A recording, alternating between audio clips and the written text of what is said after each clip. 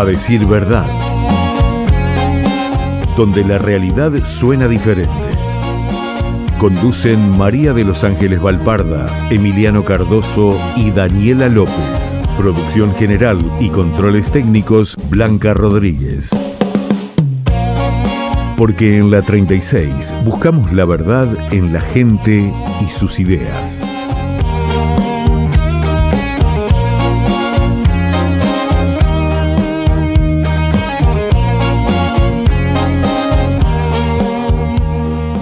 Ahora sí, a decir verdad, ¿eh?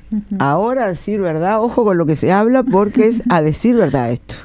Así es, y muy buenos días a todos los que se unen a esta hora a la 36 Radio Centenario, los que nos están viendo por el YouTube de la 36 Radio Centenario, que ahora vamos a estar leyendo algunos mensajes que recuerden que nos pueden enviar por el chat y también por el celular de la radio 092-326-381. Y también llamar por los números de teléfono que está Hugo, ¿no? 29030302 y 29030304. Está ahí Hugo, que un día tenemos que hacer un programa sobre Hugo acá. Sí. Es actor también. Vimos que es actor. No podemos difundir más, no sé si él permite. No sé si nos deja. Podemos decir, no sé si el manager de él si lo permitirá, pero es hasta actor, ya no le falta absolutamente nada.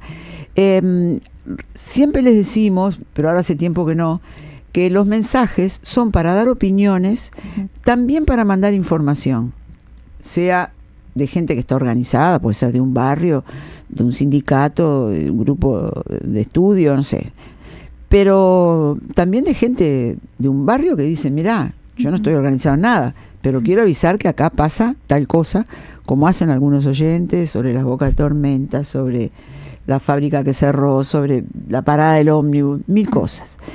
Y para hacer propuestas, fíjense que Alexander del Pinar dice, buen día, gente linda, propongo un carnaval para invierno, tipo principios de agosto, para cortar el frío. Noticias sobran para hacernos calentar, dice. Es verdad, y ganas la gente tiene. Hay llamadas en abril, me acuerdo. Nosotros fuimos en otoño, en abril concretamente, llamadas que se organizan en algunos lados.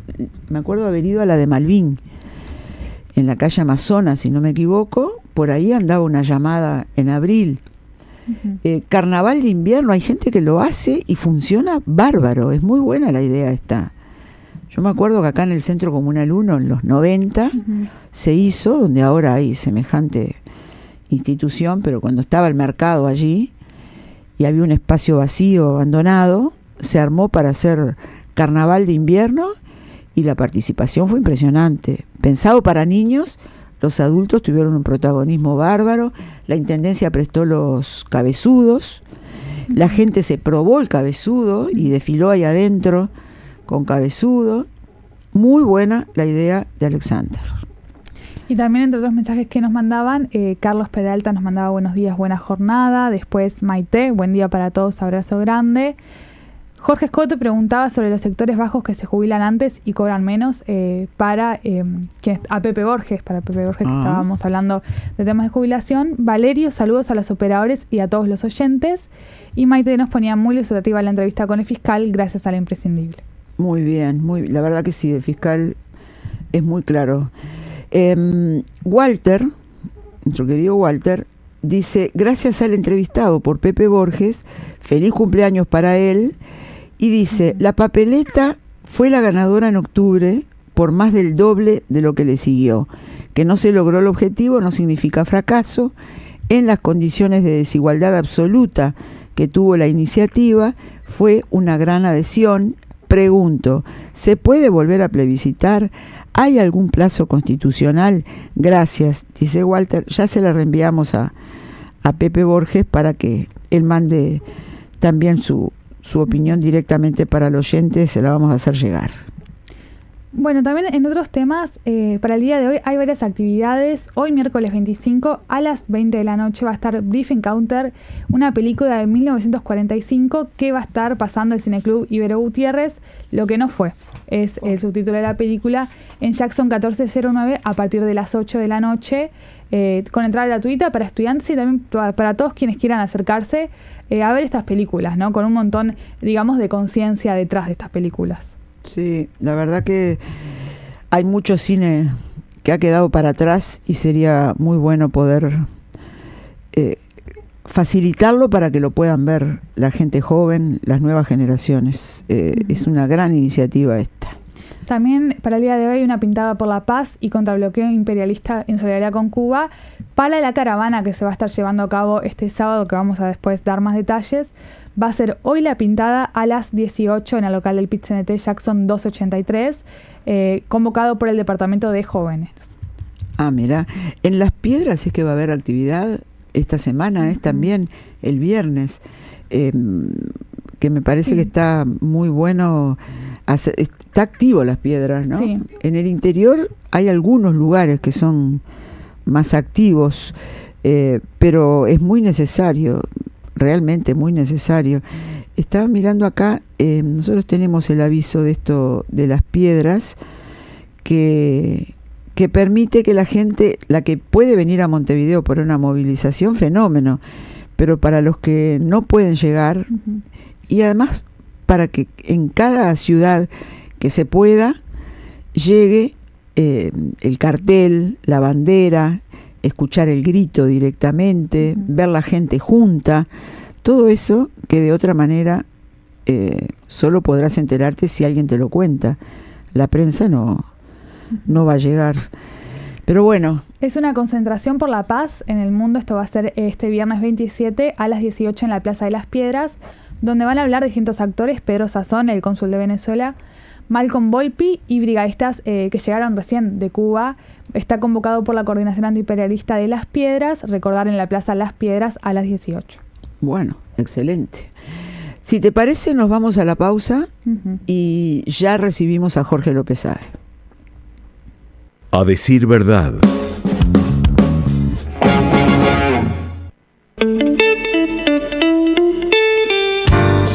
Transmite Radio 36, Centenario, de Montevideo, Uruguay. Una radio imprescindible, porque nos da ánimo siempre.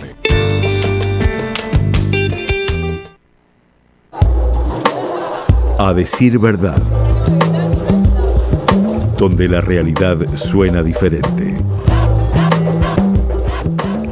UTE presenta Pequeños Grandes Consejos de Túnicas en Red. ¿Sabías que puedes ser más eficiente con tu heladera? Antes de abrirla, pensá qué necesitas sacar. De esta forma, evitamos pérdidas de energía. Al momento de cerrar la heladera, fíjate que la puerta quede bien cerrada y que los burletes estén sanos para que el cierre se mantenga hermético. Que no entre el calor a la heladera. Lo probamos en casa y funciona. UTE, avanzamos con energía. Suscríbete al semanario La Juventud y recibí en tu casa 32 páginas con toda la información y el análisis de lo que sucede en nuestro país, la región y el mundo. Podés optar por la suscripción anual 1.400 pesos, semestral 750 pesos, trimestral 400 pesos o mensual 150 pesos. Llama al 29 24 79 71 o al 097 326 134 097 326 134 y hacete suscriptor de La Juventud. La Biblioteca de la 36 te espera de puertas abiertas. Tenemos una gran variedad de libros nuevos y como nuevos que solo conseguís en la radio. Entre otros títulos te ofrecemos Sin Aliento, del economista José Antonio Roca, Sombra Oscura de Pantera Triste, Hola, buen día. Patricia A lo justito Silva llegado, ¿no? Teatro, de Jorge López Abe y todos los libros de Gonzalo Abella. Pasa por 18 de julio 1357 y colabora con La Imprescindible. La Cámara de Emergencias Móviles expresa su preocupación ante la oferta de servicios de cobertura sanitaria para eventos que no cuentan con la habilitación del Ministerio de Salud Pública. La contratación de empresas no habilitadas no es una formalidad. Significa un riesgo real para la salud y la seguridad de las personas que asisten a estos eventos. La habilitación que solo puede otorgar el Ministerio de Salud Pública garantiza que la empresa cuenta con personal debidamente capacitado, protocolos definidos y los recursos técnicos necesarios para brindar una atención médica adecuada y oportuna ante una emergencia. Por este motivo, desde la Cámara de Emergencias Móviles, se exhorta a los organizadores de eventos a verificar y exigir que los servicios de cobertura sanitaria que contraten cuenten con esa habilitación, priorizando siempre la protección de la salud de la población. Muchas gracias. Cámara de Emergencias Móviles del Uruguay. Apágala con tu la tele y abre la ventana. Abre la ventana. Todos los viernes a las 5:30 de la tarde. Escuchamos cuentos que nos envían niños y adolescentes. Pueden participar al correo radio36@gmail.com. Abre la ventana. Conduce Lucía Viera. A decir verdad. Donde la realidad suena diferente.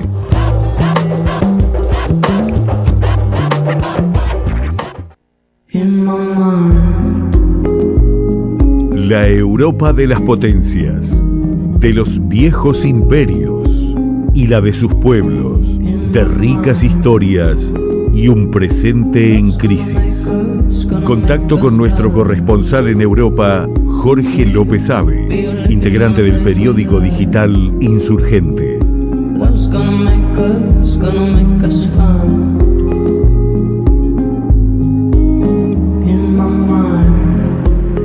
Los muy buenos días para Jorge López Abe, ¿cómo andás? Hola, buen día María Ángeles, buen día audiencia, y Daniela, que también está por ahí. Está acá. Buenos días, Jorge. ¿Qué tal? Todo bien. Bueno, dispuestos a comentar la actualidad europea, como siempre, María Ángeles, a ver por dónde encaramos hoy los muchos temas, ¿no? que nos trae el viejo continente, como dice la introducción. Bueno, ¿por dónde querés arrancar, Jorge? Bueno, se conmemora el 4º aniversario del comienzo de la guerra, ¿no? en Ucrania, del conflicto que siempre decimos que no es un mero conflicto entre Rusia y Ucrania, sino que es un conflicto que es entre Rusia y la OTAN, utilizando a Ucrania, digamos, como parapeto y como, antes decíamos, como tonto útil, ¿no? Si no fuera que hay tantos muertos, ¿no? por medio. Al cumplirse el 4º aniversario del comienzo de la guerra, ha habido un desembarco masivo de la Unión Europea, de sus líderes, para apoyar a Zelensky.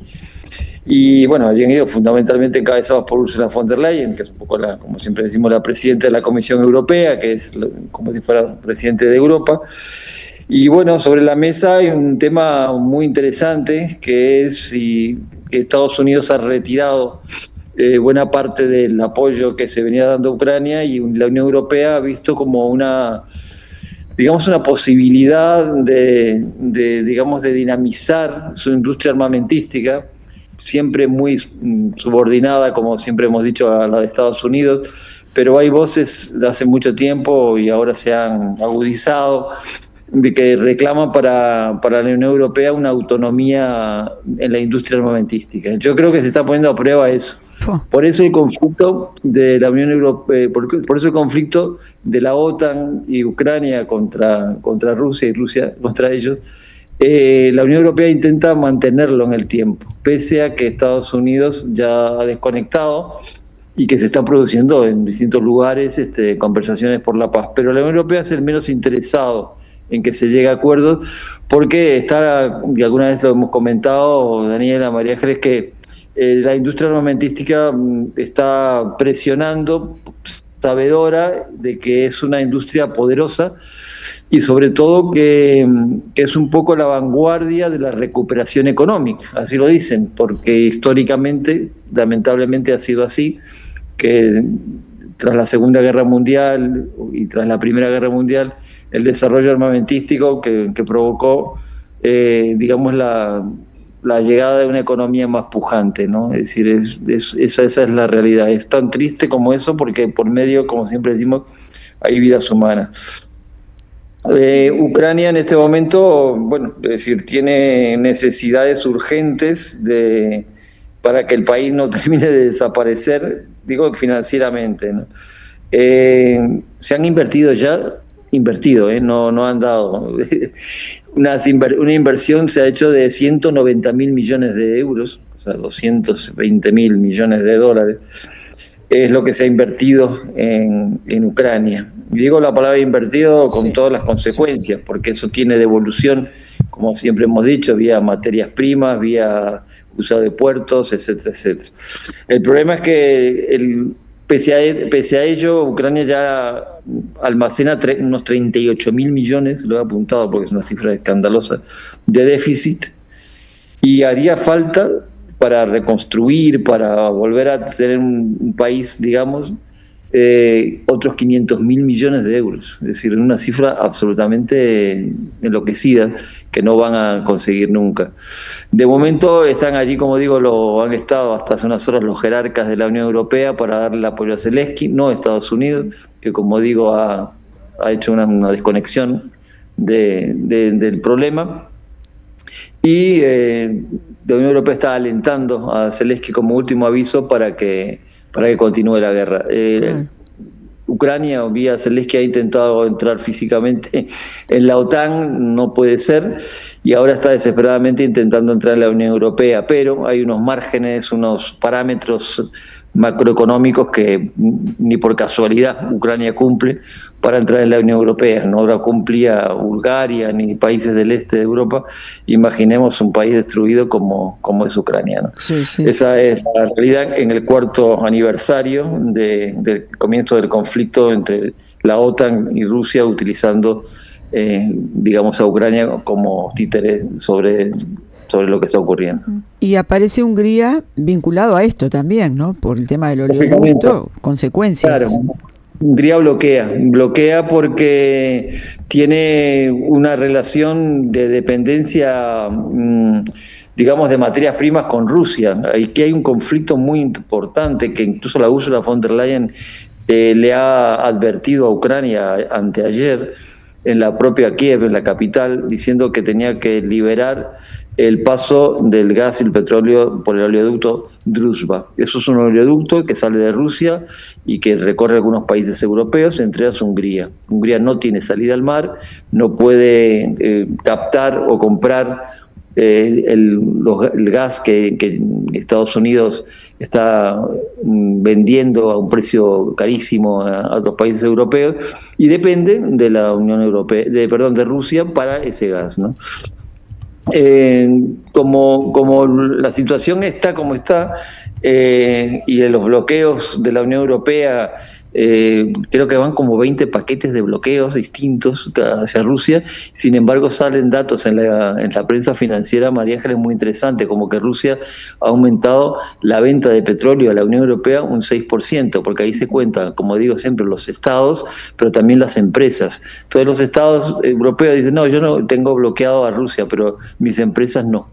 Entonces es un poco el juego del tonto, ¿no? Es decir, pero la realidad es que Hungría ha bloqueado una vez más el préstamo que se le iba a hacer a Ucrania de 90.000 millones de euros, y sin unanimidad, sin el apoyo de los 27, no se puede realizar ese desembolso.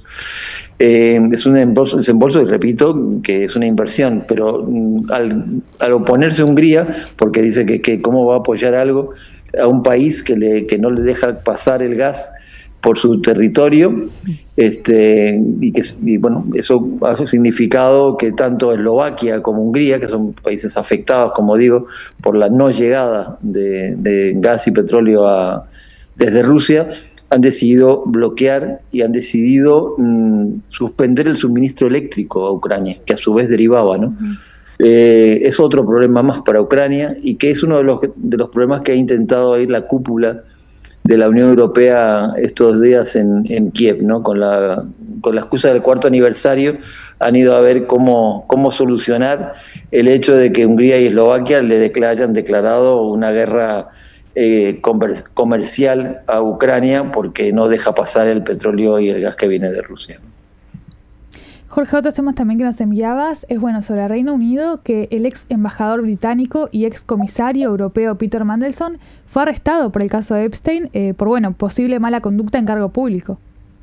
Exactamente. Epstein está en la tapa, sigue estando en la tapa. Sí. Y no se sabe lo que todavía hay, porque sí, el gobierno norteamericano, para proteger a Trump, digamos que bloquea cientos de miles de archivos de este financista y terrorista sexual, ¿no? Es decir, que esa es la realidad. Lo que se va conociendo es que, bueno, hay gente de la corona, como decíamos la semana pasada, de varias coronas, de Noruega, de Holanda, del Reino Unido, involucrados en el propio Reino Unido, recordemos el príncipe Andrés.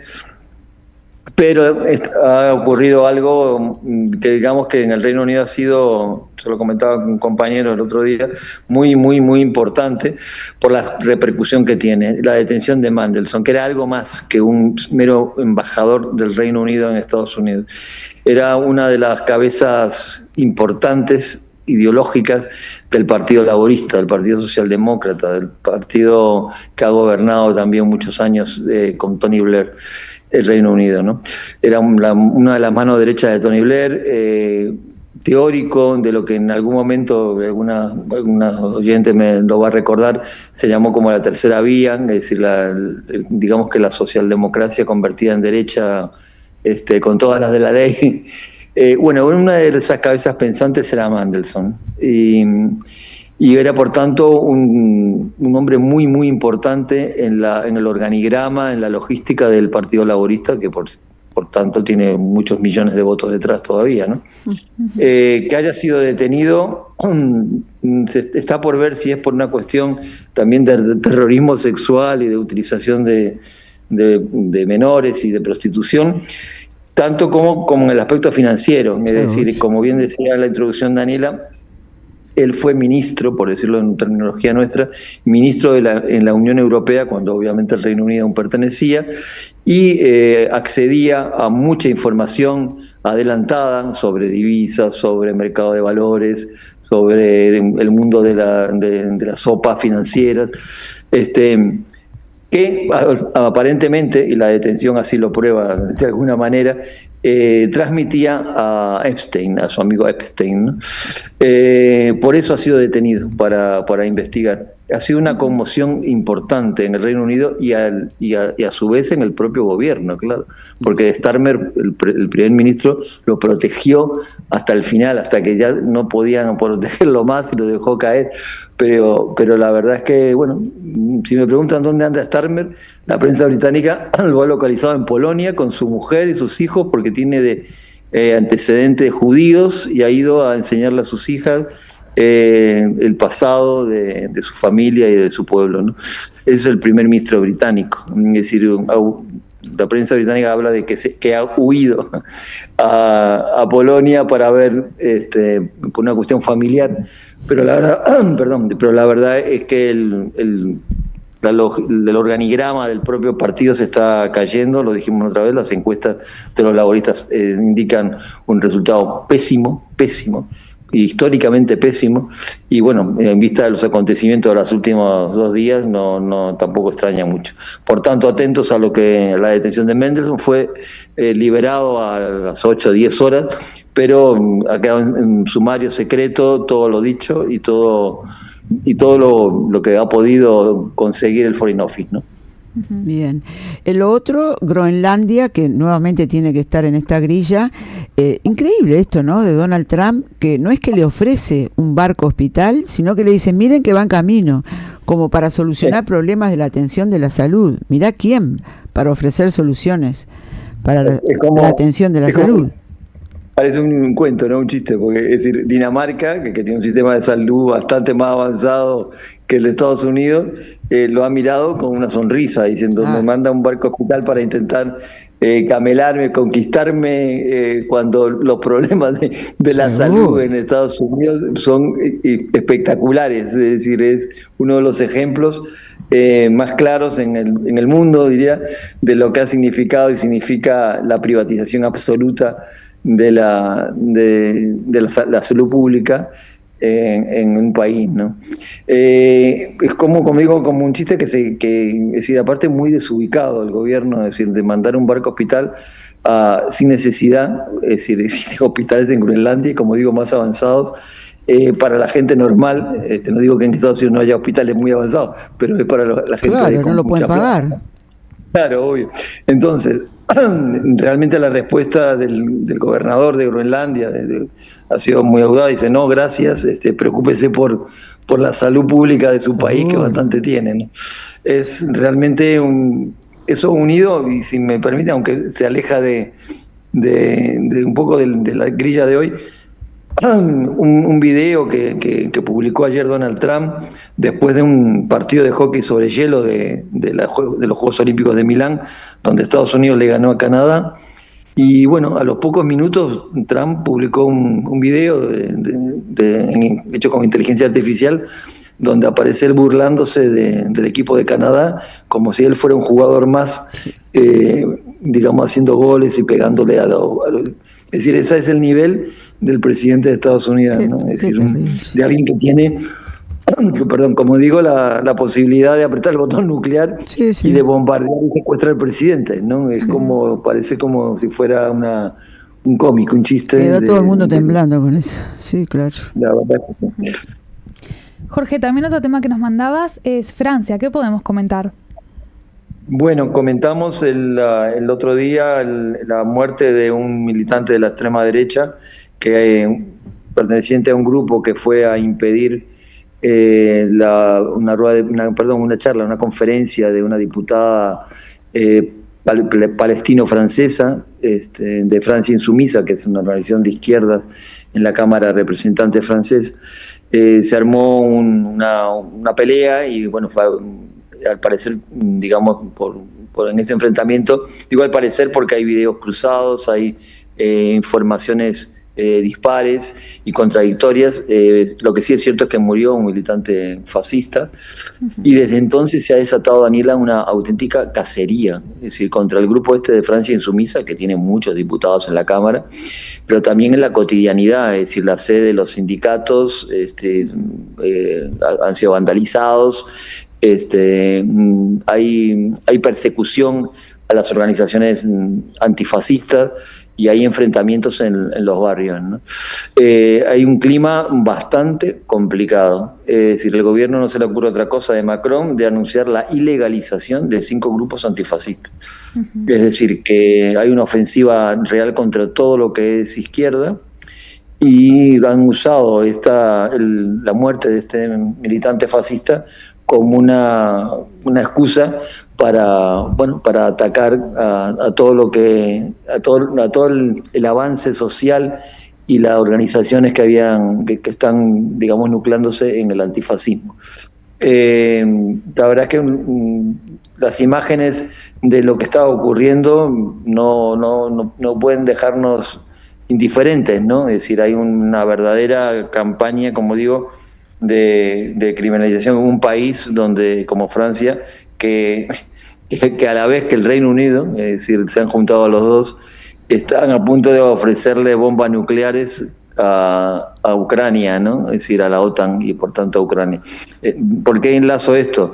Porque el clima de violencia que derrama el gobierno francés en cualquier situación europea o mundial, también se transmite. Hay un clima violento que forma parte en este momento de la vida cotidiana francesa, ¿no? Es decir, los movimientos antifascistas están siendo perseguidos y bueno, no se sabe muy bien cómo van a variar, porque ahí dentro hay organizaciones, digamos, muy fogueadas, de que llevan con muchos años, que no se han fundado hace un año ni dos, y que tienen caracteres de toda la gama de la izquierda, del anarquismo, y bueno, andan organizándose y reuniendo para hacerle frente a este ataque, como digo, a esta ofensiva del régimen, vamos a hablar con claridad, del régimen, a partir de la muerte del militante fascista, ¿no? Bien.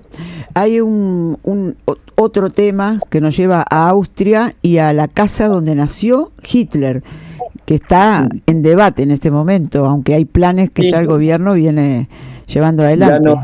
Lo habíamos hablado hace tiempo. Sí. Bueno, se hizo la obra al final en la casa natal de Hitler.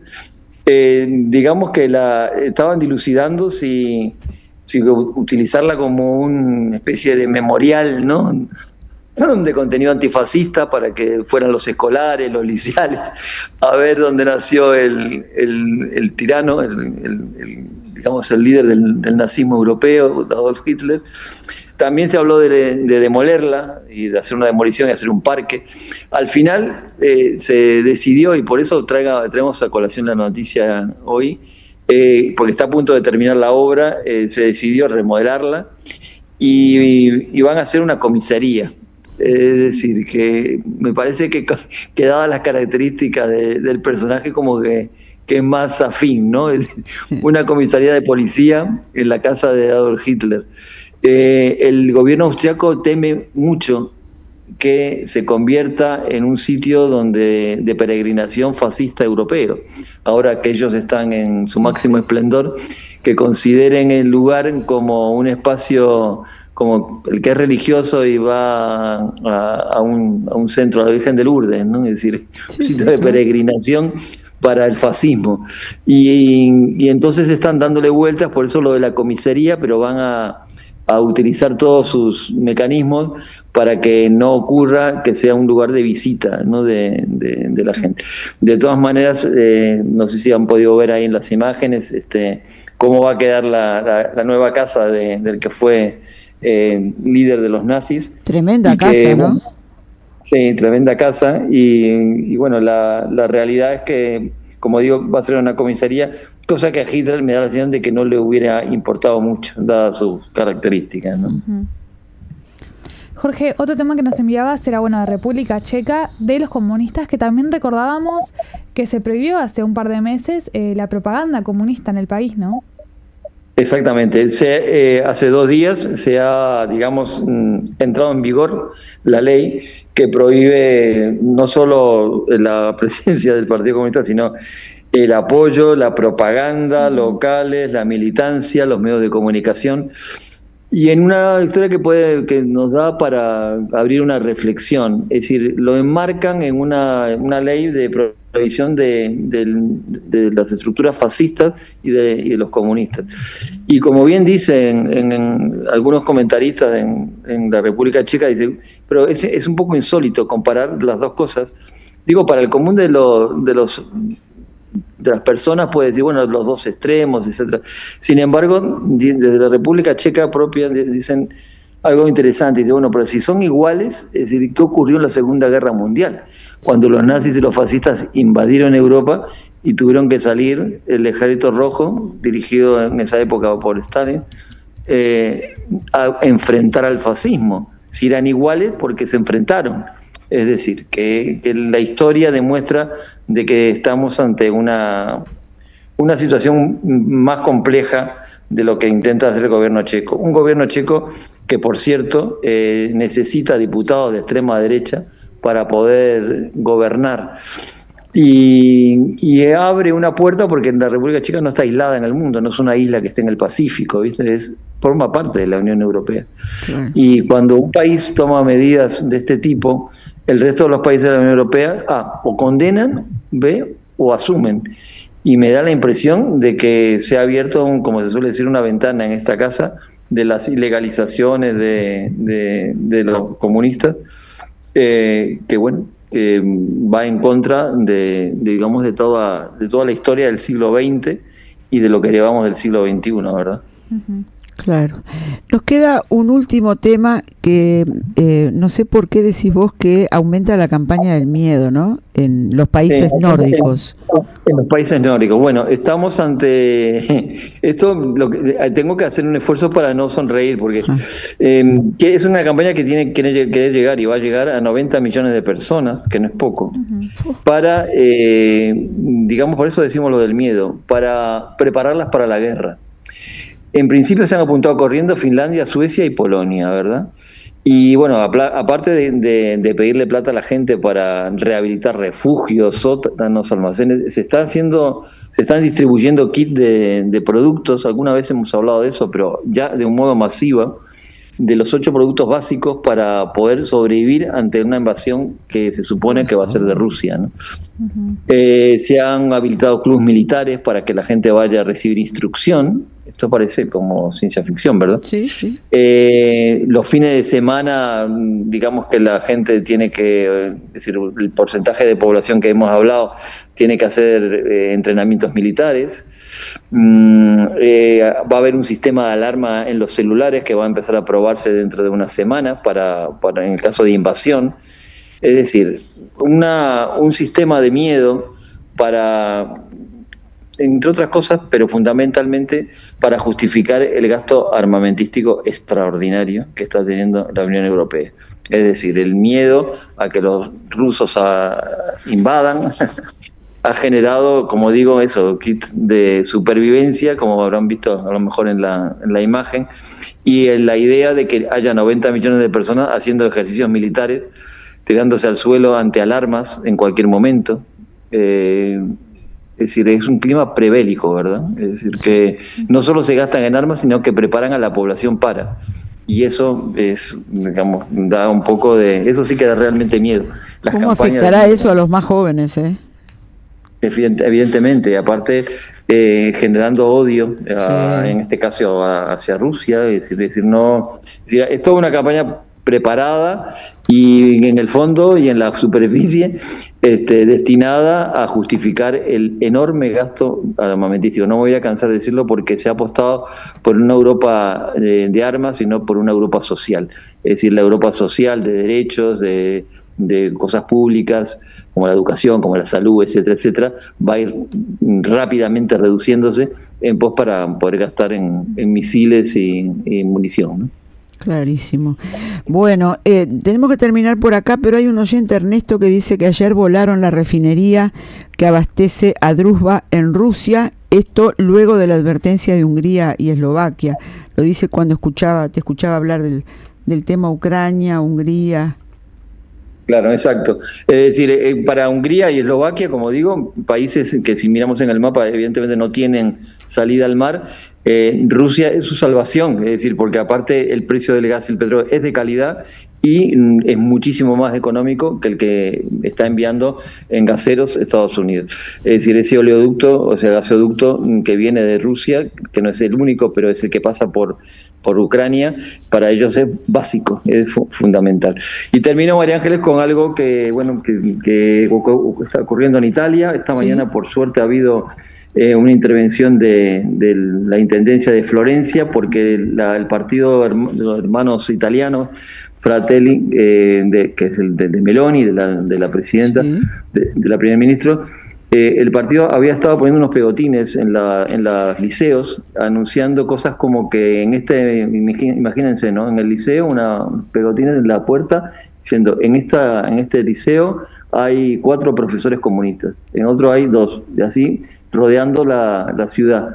Evidentemente se trata no solo de una estrategia de odio, sino de amenazar, y que es que es igual a la estrategia nazi de marcar los lugares, los locales donde están los que no opinan como uno, ¿no? Ha generado un gran clima de respuesta esa intervención militante fascista. Y bueno, afortunadamente en las últimas horas la Intendencia de Florencia, que es la afectada, y de los alrededores, han intentado parar el tema, pero refleja, y por eso lo digo, todo un ambiente, ¿no? Un ambientito de odio y de persecución, ¿verdad? Exactamente. Bueno, la verdad que muchas gracias, Jorge, como siempre, por este panorama tan completo, y por supuesto la semana que viene estamos de reencuentro. Un saludo a la audiencia y para los compañeros de la 36. Chao. Chao.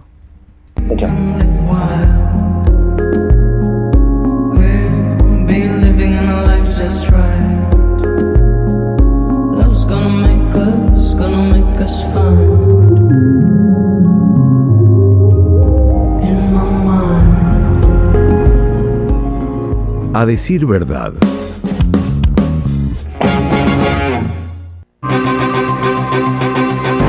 ...1250... Frecuencia de noticias. Informa Centenario.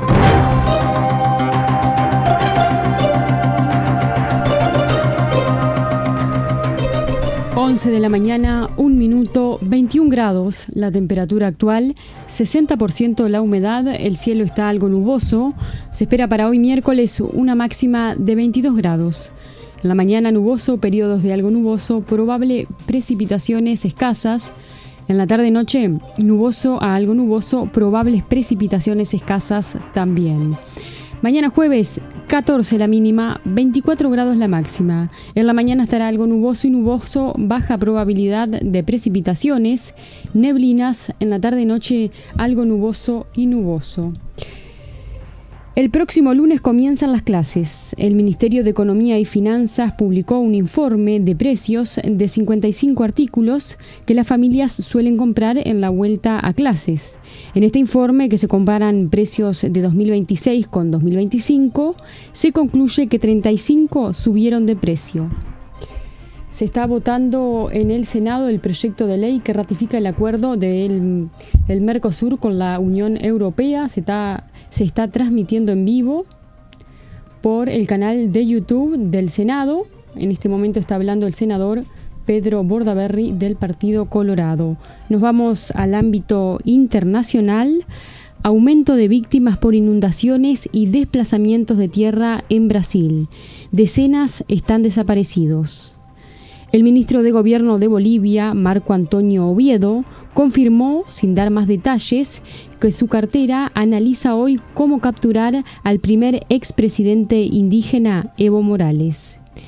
Las delegaciones de la República Popular China y la Federación de Rusia alertaron, en el marco de la conferencia de desarme de la Organización de Naciones Unidas en Ginebra, que Estados Unidos y sus aliados occidentales mantienen una estrategia de bloqueo y difamación para impedir avances reales en el control de armas nucleares. 11 de la mañana, 3 minutos, nos reencontramos en una hora con más información.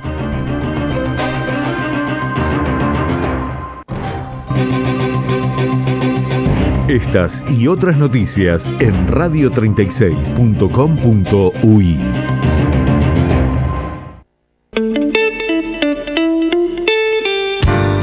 Transmite Radio 36, Centenario, de Montevideo, Uruguay.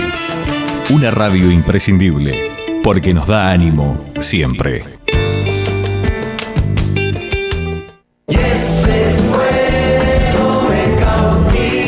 Mateo Moreno en vivo en Sociedad Urbana Villa Dolores. Mateo Moreno presenta junto a su banda las canciones de su nuevo álbum y un recorrido por lo mejor de su carrera solista. Sábado 11 de abril, 21 horas, en Sociedad Urbana Villa Dolores. Entradas en Red Tickets y todos los locales Red Pagos. A vos te hicieron peor que vos a mí. A vos te hicieron peor que vos a mí. Álbum disponible en todas las tiendas digitales. Edita Bizarro. Che, amiga, ¿viste que se viene el campamento de la juventud del 26? No tenía idea, ¿de qué se trata? Es un campamento que se hace todos los años. Hay talleres sobre historia, política nacional e internacional, dinámica, momentos de esparcimiento, está re bueno. Qué lindo, ¿cuándo va a ser? Es el fin de semana del 28 de febrero y 1 de marzo en Quillú, San José. Además, este año va a haber un espectáculo musical a la noche junto al río. Ah, y no te dije lo mejor de todo. Es totalmente gratis, incluye transporte y comida. Ah, entonces nos anotamos y vamos para ahí. Sí, hay que entrar al Instagram @J26 de marzo y completar un formulario, es re sencillo. Listo, me copé. Mientras me contabas ya me estaba inscribiendo. Va a estar buenísimo. Campamento Nacional de la Juventud del 26, 28 de febrero y 1 de marzo. Quillú, San José. Fuera Yanquis, caminemos hacia la liberación. Hermana querida, levántate. Yo te buscaré en algún puerto. Levántate. Qué guay, dulce, qué guay. Apitoxina purísima. Mejor no hay. Calidad internacional importada de Georgia. No más dolores musculares y reumáticos. Aumenta las defensas y fortalece el sistema inmunológico. El Queguay de Luis Córdoba. Pedidos celular 099-761-563. A decir verdad. donde la realidad suena diferente.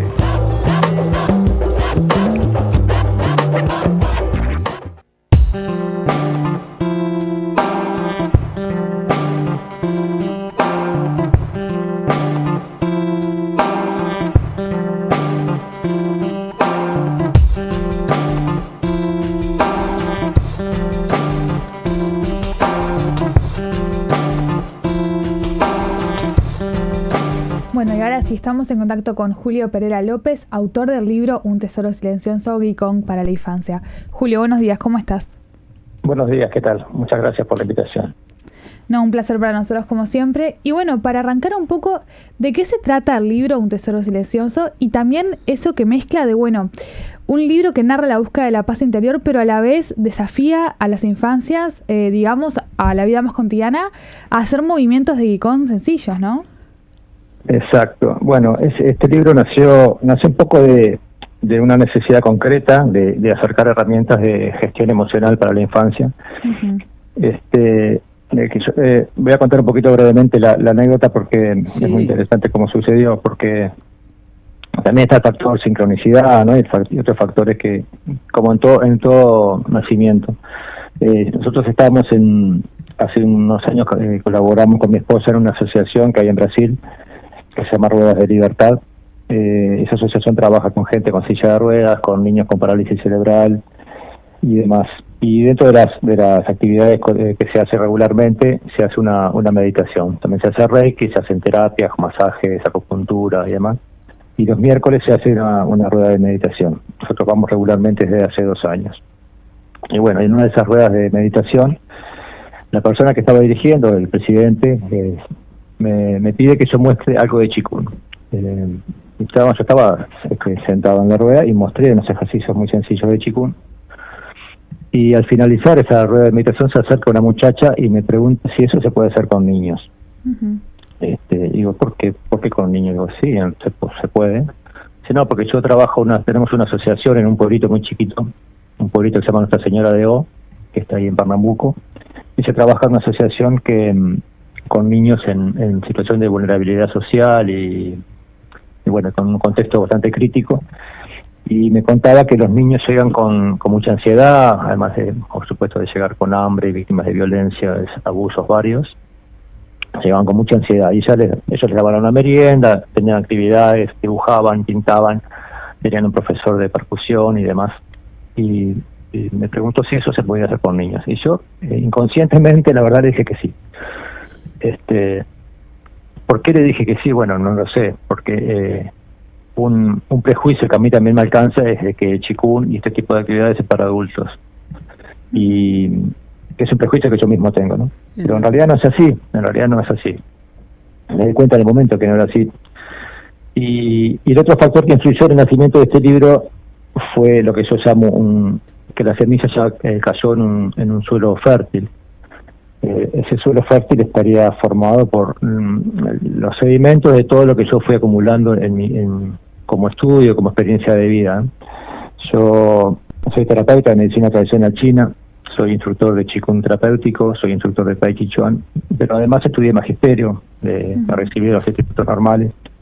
Entonces, como que toda mi vida estuvo más o menos siempre vinculada a la educación y a la salud, ¿no? Entonces, en ese suelo fértil cayó esa semilla y yo dije, sí, vamos a hacerlo con los niños.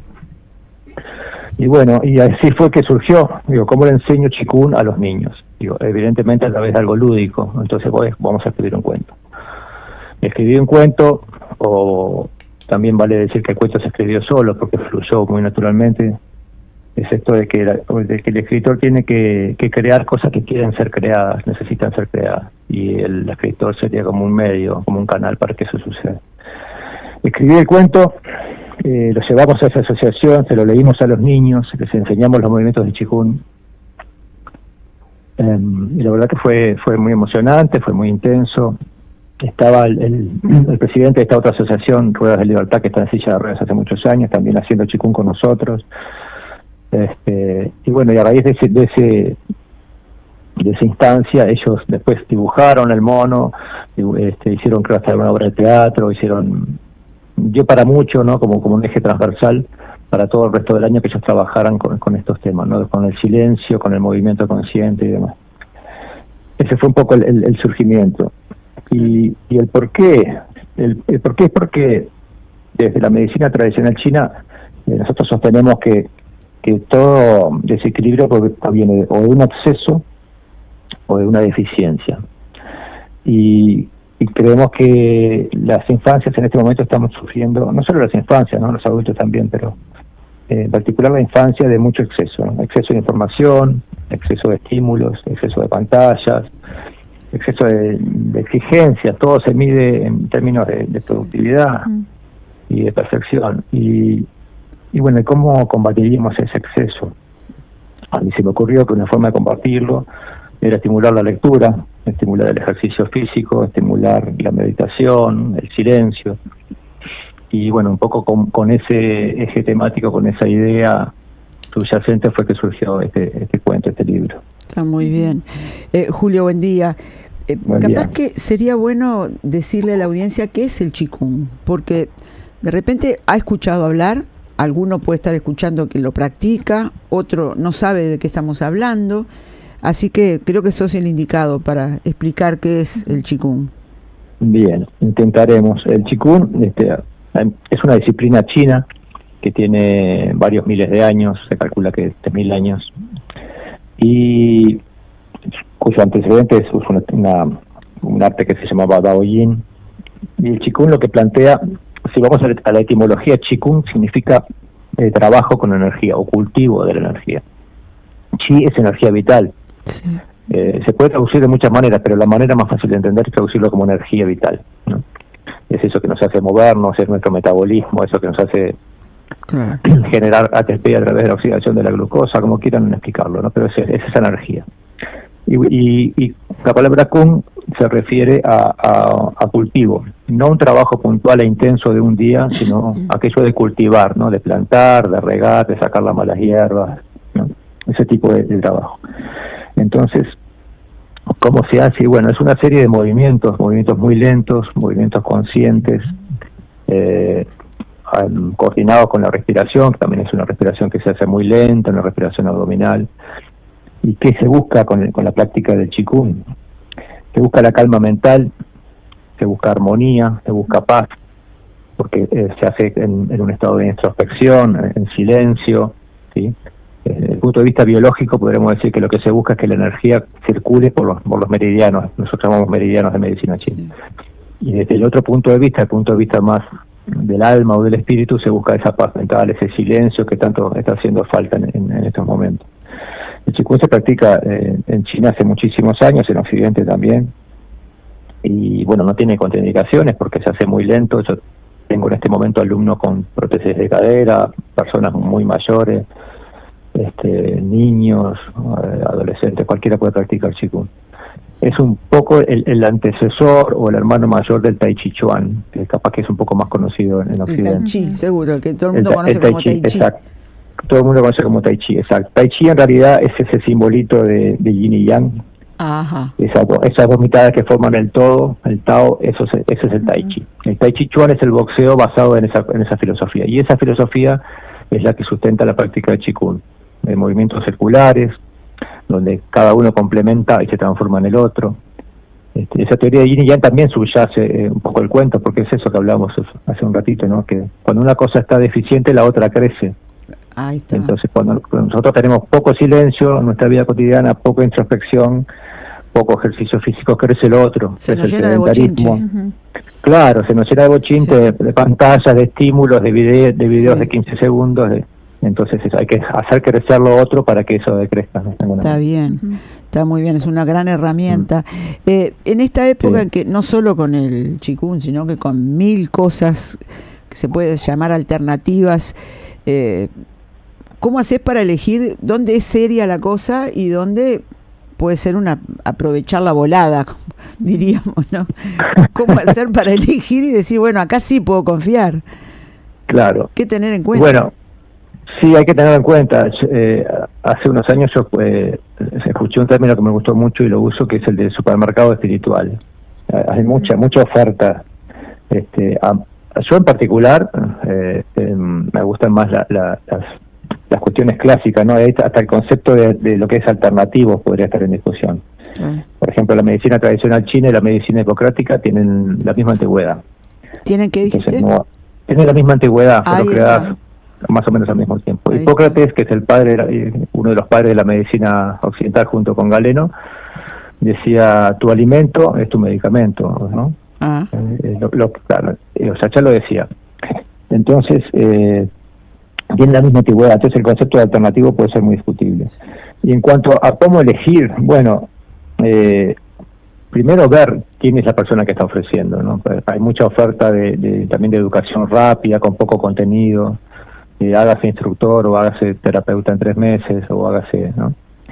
Entonces eso hay que verlo, hay que ver quién está atrás de la propuesta. Y también hay que dar propuestas que estén comprobadas de alguna manera, no comprobadas científicamente, porque la ciencia no tiene por qué comprobar todo, pero sí comprobadas con el paso del tiempo. Por ejemplo, la filosofía china es que si funciona, vamos para adelante y lo hacemos funcionar, ¿no? Claro. Y el Qigong funciona, la medicina tradicional china funciona, el Tai Chi funciona. Entonces, investigar un poco eso, qué necesito yo, si necesito calmarme, si necesito moverme, si necesito descansar, si necesito sacarme un dolor, si necesito equilibrar algo.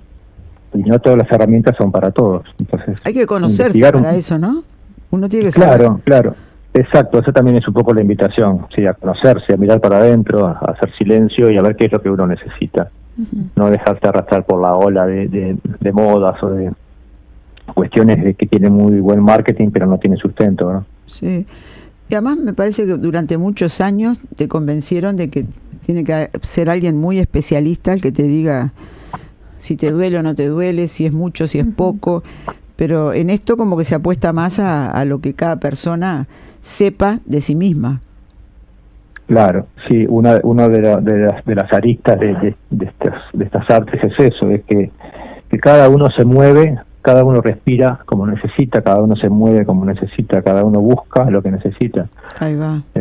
Yo digo, por ejemplo, que las personas que se acercan a una clase de Qigong, algunas simplemente buscan un poco de interacción social y con eso es suficiente. Otros buscan perfeccionar su técnica, otros que vienen de las artes marciales más externas buscan otra cosa. Entonces cada uno busca lo que necesita y eso me parece que está bueno también. Darle a cada uno lo que cada uno necesita. Bien. Julio, ahora que profundizamos más bien lo que es, toda esta arte, ¿no?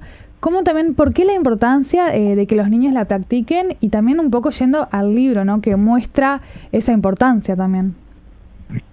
Sí, bueno, yendo un poco más a lo concreto al libro, lo que plantea es eso, ¿no? Se trata de la historia de un mono y una grulla, o una garza, que son animales que se usan mucho también en el Tai Chi y en el Qigong. Sí. Y yo lo que planteo es, en el libro, que acá déjeme hacer un paréntesis, hay algunos lectores y lectoras que me han dicho: Julio, esto no es un libro para niños, es un libro para adultos. Digo, también puede ser, porque lo que planteo ahí entre líneas es eso, la necesidad de parar un poco, hacer la pausa, ¿no? Primero, o sea, salir un poco de la queja, mirar a mi alrededor qué es lo que me está molestando, cuál es la realidad que necesito cambiar. Y en base a eso, a mi diagnóstico, lo que yo necesito, lo que yo quiero cambiar, empezar a moverme. ¿Y cómo moverme? Bueno, moverme conscientemente, moverme siempre apoyado en alguien, en este caso son 2 amigos que salen en búsqueda de ese tesoro. No es un personaje solitario, si bien transita un poco lo que conocemos en literatura como el viaje del héroe, aquel personaje que sale y termina transformado, sí, es un viaje del héroe, pero es un viaje del héroe en equipo. Los personajes reconocen, ambos en un momento reconocen por separado que tienen miedo, que tienen mucho miedo, y sin embargo siguen adelante. Y eso es un poco el mensaje que yo quería transmitir a la infancia, ¿no? Que parar un poco, de dejar de absorber tanto estímulo y tanta exigencia, parar y ver qué necesito. ¿Necesito aburrirme? ¿Necesito quedarme quieto, jugar con palitos?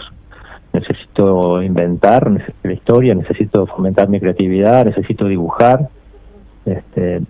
Entonces eso es un poco el planteo, ¿no? Y a través de Qigong como herramienta terapéutica, herramienta de gestión, ¿no? Muy bien. Porque el movimiento consciente también apunta a eso. Moverse bien despacio, bien lento, implica estar muy atento a lo que estoy haciendo. Y la pérdida de atención también es una cosa que las infancias están sufriendo ahora, ¿no? Yo me acuerdo que cuando yo estudiaba magisterio, nos enseñaban, yo me recibí en el año 94, me enseñaban que la infancia tenía un periodo de atención de 20 minutos. O sea, había que hacer actividades de 20 minutos y después cortar y hacer otra cosa. Y ahora estamos hablando de 20 segundos. Sí. O sea, que la capacidad de prestar atención de la infancia o de enfocar, de poner todos los sentidos en lo que está haciendo es muy poca. Sí. Y la aventura de este mono apunta un poco a eso. Bueno, parar un poco, enfocarme en lo que estoy haciendo y hacerlo aunque tenga miedo. Y aquello de que la salida es hacia adentro, ¿no? De la importancia del silencio, de la introspección, de la mirada interna. Ese es un poco lo que el cuento plantea. Acá Susana dice, muy buena entrevista, interesantísimo, qué valores que tenemos en nuestro paisito, y agradece, y agrega, yo compré para regalar a niños pequeños este libro y es una gran herramienta para sus padres. Se podría decir que es un libro que no tiene edades, a partir de los 4 años puede ser, por lo que dice el libro. Sí, exacto, está catalogado como entre 4 y 7 años por el nivel de lectoescritura que tienen las infancias a esa edad, pero yo digo que siempre es buenísimo, siempre es un aporte y siempre es un potenciador el hecho de que el adulto que está al lado leyéndoselo lo lea con esa mirada también, esa mirada un poco entre líneas de para qué está escrito, ¿no? No es solamente un libro para leer antes de dormir, digamos. Bueno, María Elena Melo, la cantante, dice, maravilloso, lo he practicado varios años, somos energía, es lo mejor para nuestro cuerpo y mente, es maravilloso. Acá habría que hacerlo en las escuelas, también el tai chi. Te ayuda a la concentración, movés todas las articulaciones, manda abrazos y dice que en el día a día ves los beneficios. Una cosa que va a ser importante para la audiencia es cómo conseguir el libro, ¿dónde se puede comprar? Bueno, primero agradecer a María Elena, que es realmente así, y esa es una de las intenciones que al crear el libro, porque esto al principio había quedado solamente como una anécdota de una cosa linda que pasó en Brasil, claro. Y ante la insistencia de mi esposa, a quien agradezco, dice, esto tiene que llegar a más gente, tiene que llegar a más niñas y niños. Bueno, vamos a hacer un libro, bueno, y hagamos el libro. Y la idea es esa, que llegue a gente que lo pueda aplicar en una escuela, en un jardín, ¿no? A animadores, a profesores de Qigong, a profesores de Tai Chi. Esa es la idea. Actualmente lo estamos vendiendo nosotros acá en forma particular. Yo puedo dejar mi celular. Bueno. Están por ahí en el libro, creo que figuran también la página de Instagram y eso, el correo. Sí. Y en este momento está en una librería hay en Chanatacio y Almenara, no sé si la puedo nombrar. Sí, cómo no. La librería El Altillo, que está en Lagomar, en Chanatacio y Almenara. Estamos conversando con una librería especializada en infancia que se llama Cuéntame un Cuento, que está en Estación Las Flores, en Maldonado. Y bueno, por ahora esos son los puntos de venta. No hemos tenido mucha suerte porque obviamente las librerías son empresas con fines de lucro, las editoriales también, entonces ha sido muy artesanal. Sí, sí. Pero bueno, tenemos la esperanza de pedírtelo directamente. Sí, pueden. Mi celular es el 099-894607. El correo es tao montevideo@gmail.com, o la página de Instagram, que es Refugio y Magia, todo junto. Perfecto. Bueno, y como primicia, les puedo contar como primicia un segundito que también estamos conversando con gente que está muy interesada en Porto Alegre, en Brasil, ya está traducido y para que pueda circular por allá también. Pero muy bueno. Contanos después si se concreta. Bien, las tengo al tanto, cómo no. Muchas gracias, Julio. Gracias un saludo, gracias por hacer llegar estos temas a la radio. Bueno, muchas gracias. Antes de despedirme, quería también enviarles un libro para la radio, hacerles llegar un libro para que ustedes lo sorteen o de la manera de hacerlo llegar ahí. Muy bueno, con mucho gusto. La audiencia contenta va a quedar, ¿eh? Impecable. Muchas gracias. Bueno, nos vemos. Chao.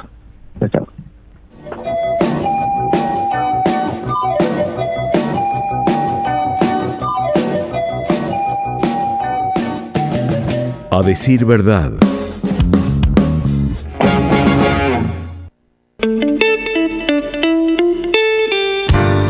Transmite Radio 36, Centenario, de Montevideo, Uruguay. Una radio imprescindible, porque nos da ánimo siempre. Con Previsión y Parque del Recuerdo, usted puede acceder a la mejor solución en Cementerio Parque. Con cobertura fúnebre integral y la cuota más accesible.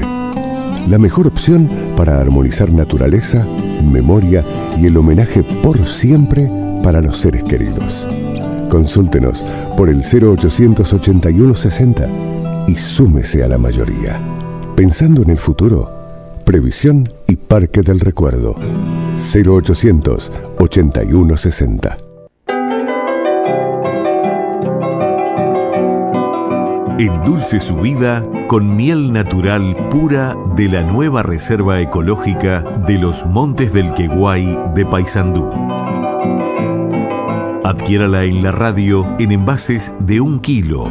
Único distribuidor Luis Córdoba.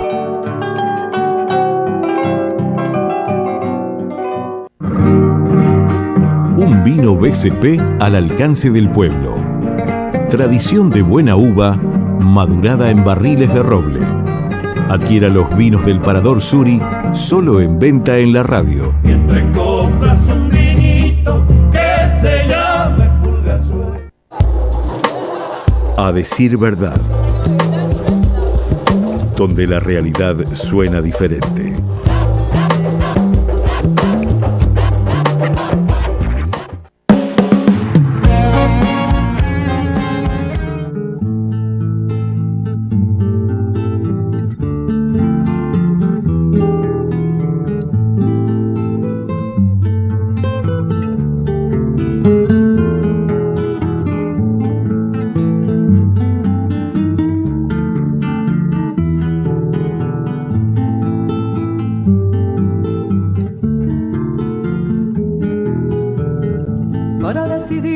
Bueno, llegaron comunicados en el último rato, ¿no?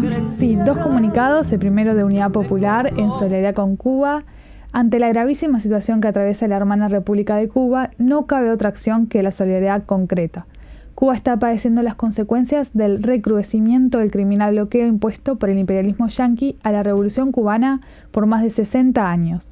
El objetivo del fascista Donald Trump es someter por el hambre y el total desabastecimiento al heroico pueblo cubano, que se mantiene firme en la defensa de la revolución. Sigue diciendo este comunicado de Unidad Popular que acabamos de recibir: impedir el acceso al petróleo, energía, alimentos, medicamentos, entre otros elementos centrales para la vida digna, tal como lo está haciendo Estados Unidos, es una declaración de guerra y la base de políticas genocidas. Es la hora de la mayor solidaridad y de la movilización de la clase obrera y el pueblo oriental a nivel de las organizaciones sindicales, sociales y políticas con Cuba, Venezuela y Palestina agredidas. Es hora también de exigirle al gobierno uruguayo concretar a la brevedad el envío de ayuda humanitaria que, según ha trascendido por la prensa, tiene intención hacer. Como integrantes de nuestra América, como orientales, como activistas, no podemos dudar un minuto en tender la mano solidaria al hermano pueblo cubano y a su revolución, que en tantas veces ha sido inmensamente solidaria con nuestro pueblo y con los demás pueblos del mundo. Al mismo tiempo, reclamamos del gobierno uruguayo una clara y firme condena a las acciones del imperialismo en nuestro continente. Condenar sin vacilaciones al secuestro del presidente de Venezuela, Nicolás Maduro, y a la diputada Silvia Flores, de la misma manera que condenar la guerra declarada en contra de la Revolución Cubana es una cuestión de principios y dignidad. El silencio es complicidad. Unidad Popular, febrero del 2026. Bueno, por supuesto que se va a publicar esto en nuestra página, en las redes, y lo hará también, me imagino, la Unidad Popular, así que se va a poder acceder. Lo que importa siempre es difundir, todo el que tenga acceso, que lo difunda lo más que pueda. Son 11:30, hay que irse al contacto ya con Brasil, con Plinio Arruda Sampaio Jr. A decir verdad.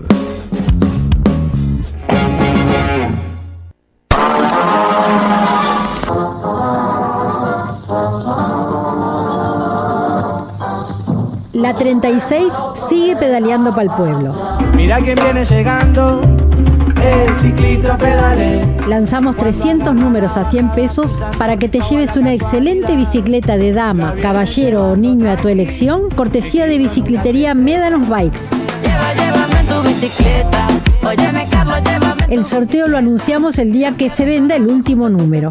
Retira tu bono colaboración aquí en Radio Centenario.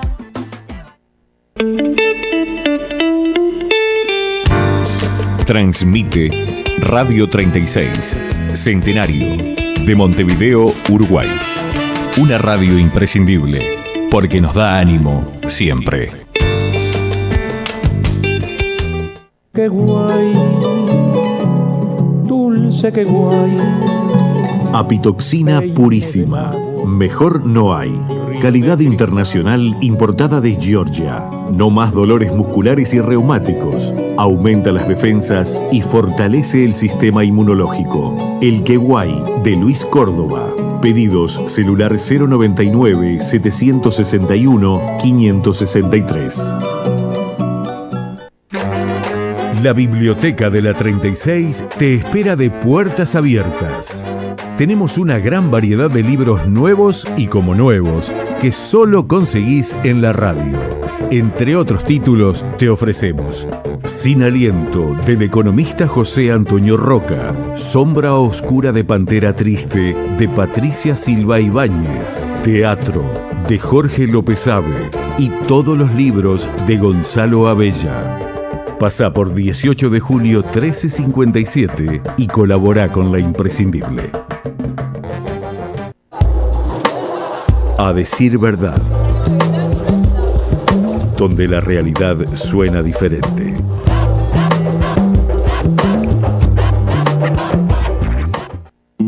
A partir de este momento, desde Campiñas, Canta, canta, minha gente. llega la reflexión del profesor y economista Plinio Arruda Sampaio Jr., columnista de la 36 en Brasil. Que a vida vai melhorar, que a vida vai melhorar, que a vida vai melhorar.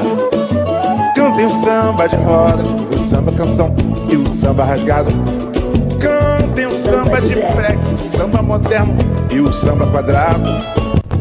Y por ahí ya está Plinio Arruda Sampaio Jr., post-carnaval, podemos decir. ¿Cómo andás, Plinio? Buen día, Ángeles. Sí, ahora empieza el año aquí en Brasil. Claro. Vamos bien. Bueno, ustedes empiezan antes que nosotros. Acá dicen que después de la Semana de Turismo o Semana Santa empieza. Así que ustedes van primero. Aquí ya, ahora, pero la juventud no, porque hay el pre-carnaval, el carnaval y el post-carnaval. Claro. O sea que yo tengo una hija que este fin de semana también va a estar en la fiesta. Muy bueno. Bueno, tenemos una agenda muy nutrida hoy para conversar y arrancando con este tema que ya viene, lo hemos visto en varios de estos encuentros, que obviamente sigue, que es lo que pasó con este máster, este banco, ¿no? Que la gran estafa, con todos los coleteos que trae, las consecuencias, implicancias. Sí, yo ya había anunciado que la novela del caso Máster se tomaría el año de 2026. Sí. Bueno, ya tendremos varios capítulos. El capítulo de la semana es el cambio en el juez del Supremo Tribunal Federal encargado de la investigación de la estafa del Banco Máster, ¿no? Este caso estaba en las manos de un juez que fue nombrado por Lula. Era un asesor de José Dirceu. Se llama Dias Toffoli. Pero resulta que Toffoli, la Policía Federal, al investigar los teléfonos del dueño del banco, que se llama Borcaro, que es un bandido total, descubrió que habían conversas muy íntimas entre Dias Toffoli y Borcaro. Envió este relatorio al presidente del Supremo y el presidente entonces dijo, bueno, es insostenible mantener Toffoli como el juez, digamos, principal del caso Máster. Y esto resultó en una crisis fuerte dentro del Supremo y la sustitución de Toffoli por un otro juez, que es ahora un juez nombrado por Bolsonaro y bien de ultraderecha, que se llama André Mendonça. Y para empeorar toda la novela, la reunión del Supremo entre los jueces para decidir de manera colegiada la sustitución de Díaz Toffoli fue grabada y después vehiculada por la gran prensa. Bueno, nadie sabe quién fue el que grabó, pero todo lo que salió solo beneficia a Díaz Toffoli, porque él agarró partes de la conversa, partes de las declaraciones de cada juez para enaltecerlo, para decir que él estaba haciendo todo bien. Lo que queda una cosa muy extraña, porque si él estaba haciendo todo bien, ¿por qué hubo unanimidad para que él saliera de la relatoría del caso? Entonces, ya tenemos una gran crisis en el Supremo, que hasta entonces actuaba relativamente unido, y ahora con este escándalo las cosas cambiaron drásticamente. Plinio, buenos días. Hay otro tema que nos enviabas, que es, bueno, de que la ultraderecha, bueno, sabiendo que se ven las elecciones en Brasil, la ultraderecha se articula para arrocar el veto Lula a que la ley que reduce la pena de las condenas por el intento de golpe de Estado. Sí, buen día, Daniela. Bueno, aquí seguimos en el caso Master, ¿no? Porque hay una presión para hacer, hay una especie de chantaje donde muchos diputados y senadores piden una comisión parlamentar de investigación del caso Master.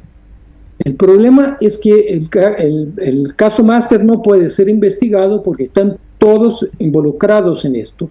Una de las operaciones principales del banquero Borcaro era comprar apoyo político y apoyo jurídico, y él era bien amplio en esto. Entonces están todos involucrados. Hay gente del PT, gente de Bolsonaro, gente del centro, hay por todos. Entonces los diputados de la extrema derecha empiezan una articulación para decir, mire, nosotros bloquearemos la investigación del caso Master, lo que conviene al gobierno, pero también conviene a la propia ultraderecha. En cambio, por apoyo parlamentar para derrumbar el veto de Lula a la ley de la dosimetría. ¿Qué es esto? Es una ley que votó el Congreso al final del año pasado para disminuir las condenas de la gente que está presa por tentativa de golpe. Y es para salvar a Bolsonaro. Entonces, esta negociación completamente espuria entró en la agenda del Parlamento brasileño. Bien. Pasamos a otro tema que tiene que ver con las relaciones entre Brasil e India, y este acuerdo que se firmó en el fin de semana, por lo que entendemos, ¿no? Que tiene que ver con la explotación de tierras raras, causa de peleas en varios puntos del globo. Sí, este es un acuerdo, Ángeles, interesante para acompañar. ¿No? Lula viajó a India, hay una gran convención sobre inteligencia artificial en India, y ahí anunció un plan de cooperación científica y comercial con India, y el principal acuerdo es en relación a las tierras raras, ¿no? India daría tecnología para el procesamiento de la tierra rara y Brasil garantizaría el abastecimiento, el fornecimiento de tierras raras. Pero lo que hay de concreto en el plan todavía no quedó claro, no fue divulgado. Pero lo que es importante es entender la geopolítica mundial, ¿no? Tanto India cuanto Brasil están un poquito entre dos presiones, la presión de Estados Unidos y la presión de China. Entonces, la burguesía brasileña ahora tiene que ver si se va a encuadrar en las exigencias de los Estados Unidos, si va a romper con Estados Unidos y alinearse más con China, o si es el sueño de consumo de la burguesía brasileña, si va a quedar con los dos, Estados Unidos y China. Y yo creo que esta medida, ¿no?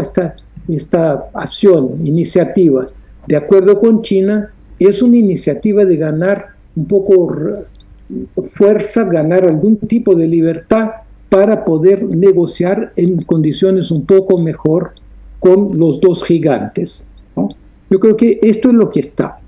De cualquier manera, es importante ver que cualquier que sea el resultado final, que de mi punto de vista será un mayor alineamiento de Brasil con Estados Unidos, el hecho es que la inserción subalterna en la orden, en la economía mundial, sea con Estados Unidos, China o con ambos, para nosotros significa una especie de reprimarización todavía más profunda de nuestras economías.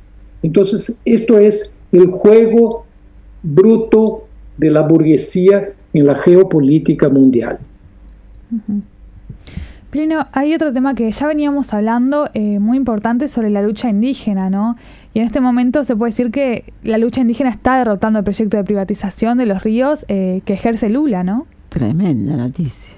Sí, esto fue una noticia importante, ¿no? Porque es el pueblo tiene en el último periodo pocas victorias, pero ahora sí tuvo una victoria importante, ¿no? Hicieron manifestaciones, protestas, ocupación de la empresa Cargill, ocupación del puerto, ocupación del aeropuerto, en fin, hicieron protestas muy fuertes para pedir la revocación del decreto de privatización de Lula.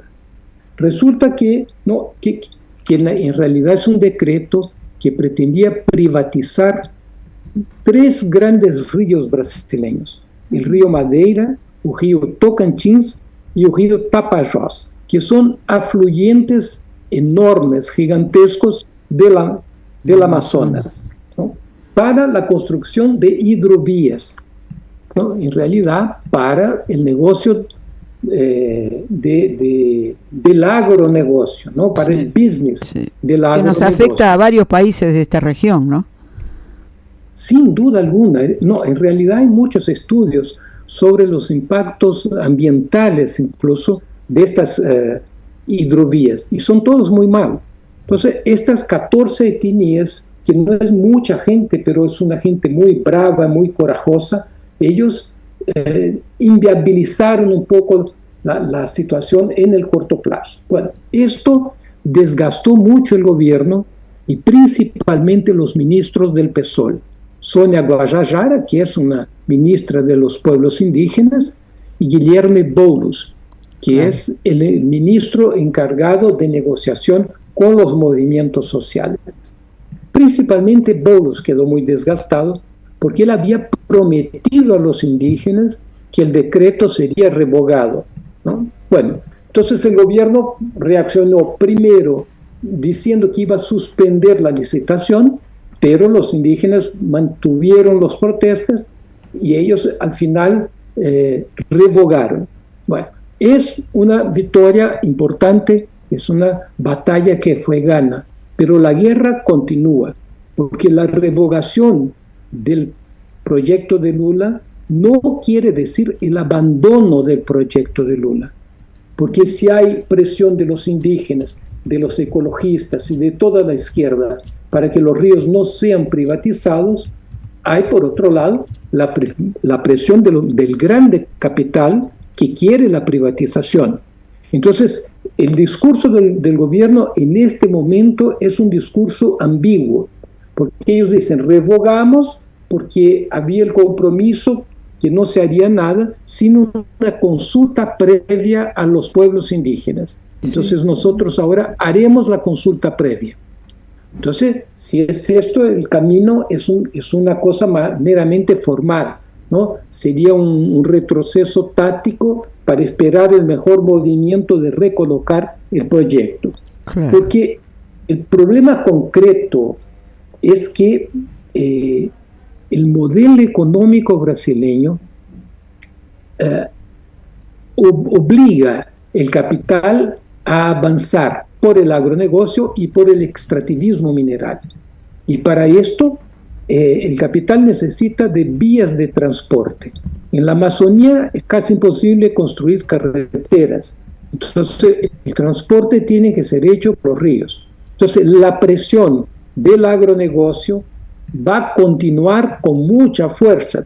Entonces, esto para decir que, claro, vamos a celebrar la victoria, es un ejemplo que solo las cosas avanzan cuando hay lucha y cuando hay lucha concreta en el suelo, pero tenemos que tener claro que la guerra todavía no fue gana, hay mucha cosa por delante todavía. Sí, sabes que además para Uruguay es muy importante esta información. Nosotros esta semana le informábamos a los oyentes, por información publicada en el departamento de Colonia, de la llegada de barcazas parece que de mucho porte, que llegaron aquí al departamento de Colonia, llegaron 45, son 45 barcazas que ya llegaron, de las 400 que van a llegar y que vienen de Brasil, y además las presentan diciendo se pueden usar en la navegación de la hidrovía Paraguay-Paraná, y van a traer hierro, van a transportar hierro desde Brasil, van a conectar Corumbá en Mato Grosso del Sur con Nueva Palmira, o sea, van a usar el puerto de Nueva Palmira. Es un ejemplo lo que han hecho estos indígenas, que han logrado con su lucha parar esto, defendieron los ríos, de verdad, los defendieron de verdad. Seguro que es muy importante lo que los indígenas están haciendo, y es el segmento de la población brasileña que más lucha en el último periodo. Son los más explotados, son los que están en la base de la pirámide social brasileña, pero están en la lucha, y por mientras de manera muy aislada, porque hay poca solidaridad de sindicatos y mismo de los partidos de izquierda, aunque haya mucha solidaridad del movimiento ambientalista. Claro. Pero importante, Ángeles, lo que estás diciendo, para que nosotros veamos una ligación que se está colocando de manera muy fuerte en el momento por el modelo económico. Estos cambios en el mundo profundizan la explotación, digamos, del capital. Y para nosotros aquí de América Latina, la ligación entre la defensa de la soberanía nacional, la defensa de los intereses de los trabajadores y la defensa, la protección del medio ambiente, esta relación en estos tres elementos vienen a flote en la lucha política de manera muy, muy clara. Sí. Porque el modelo supone pérdida de soberanía, más explotación y devastación ambiental. Entonces, nosotros tendremos en el próximo periodo un momento de acirramiento muy fuerte en las contradicciones y en las luchas de clase. Claro, que en este caso quedaron cara a cara los indígenas con la multinacional Cargill, con la sojera Cargill, o sea, y con Lula arriba y en el medio. Si no hubieran estado los indígenas dando esta lucha, esto hubiera pasado, se hubiera hecho lo que quería Cargill. Seguro que el peón habría pasado, pero lo que yo quiero insistir es que esto es una batalla, pero es una lucha muy fuerte, porque en realidad, si no se problematiza el patrón de acumulación de capital que hay aquí en América Latina, nosotros podremos ganar algunas batallas, pero al final perderemos la guerra. Entonces es importante, es un ejemplo a toda la izquierda que hay que estar en las calles, hay que estar en las luchas, pero hay también que articular las demandas locales específicas con el proyecto mayor de organización del país, ¿no? Para que nosotros ganemos no apenas batallas, pero la guerra. Muy bien. Piño, por último hay un tema que es bastante triste, ¿no? Las lluvias torrenciales en Brasil provocan muertes en Minas Gerais y San Pablo. Entonces, esta es una noticia típica, Daniela, del comienzo de año aquí en Brasil.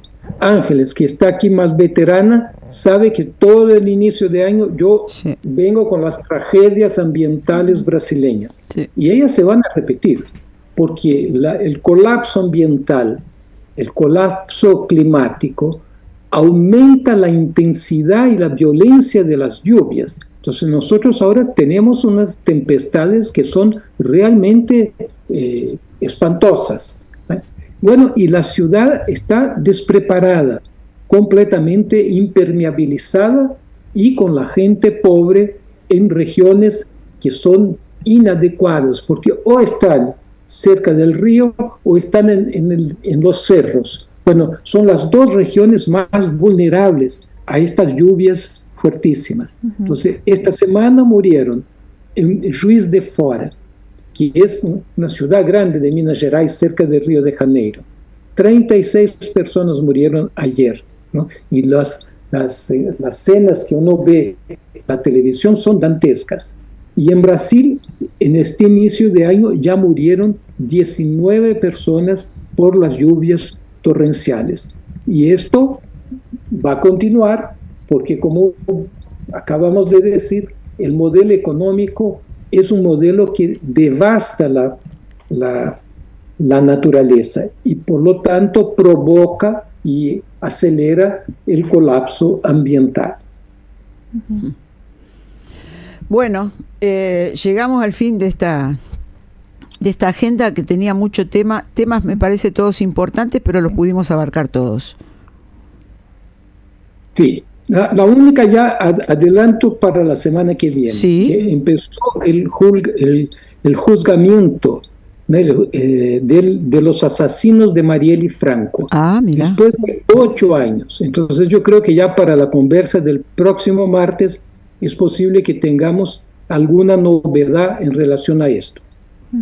Muy bien, ya quedamos preparándonos entonces para eso. Plinio, muchas gracias, un abrazo grande, nos reencontramos la semana que viene.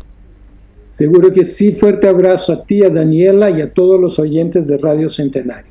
Chao, y a Hernán, que yo sé que está en los bastidores. Él está ahí afuera, está escuchando todo, pero calladito la boca. Muy bien, ok, fuerte abrazo a todos. Chao. Canta bonita, canta minha gente, deixa a tristeza pra lá. Canta forte, canta alto, que a vida vai melhorar. Que a vida vai melhorar. Que a vida vai melhorar. Mas a vida vai melhorar. Que a vida vai melhorar. Quem canta seus males espanta lá em cima do morro, sambando no asfalto. Eu canto um samba enredo, um samba. A decir verdad.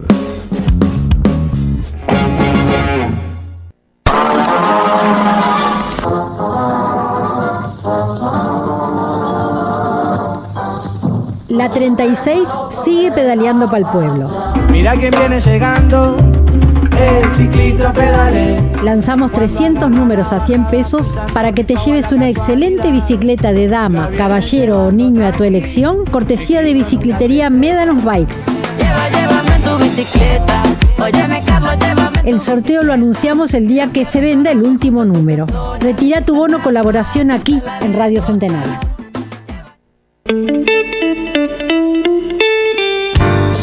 Transmite Radio 36, Centenario, de Montevideo, Uruguay. Una radio imprescindible, porque nos da ánimo siempre. Qué guay, dulce, qué guay. Apitoxina purísima, mejor no hay. Calidad internacional importada de Georgia. No más dolores musculares y reumáticos. Aumenta las defensas y fortalece el sistema inmunológico. El Queguay de Luis Córdoba. Pedidos celular 099-761-563. A decir verdad. Donde la realidad suena diferente.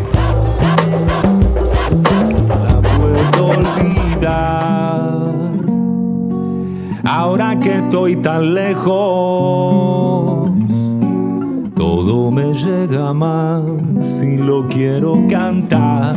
Ya sé que no hay nada nuevo, esto es cosa del sur.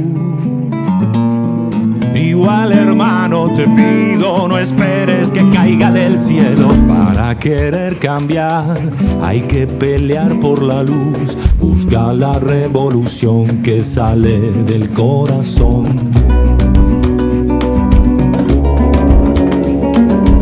Busca la revolución que suena como el tambor.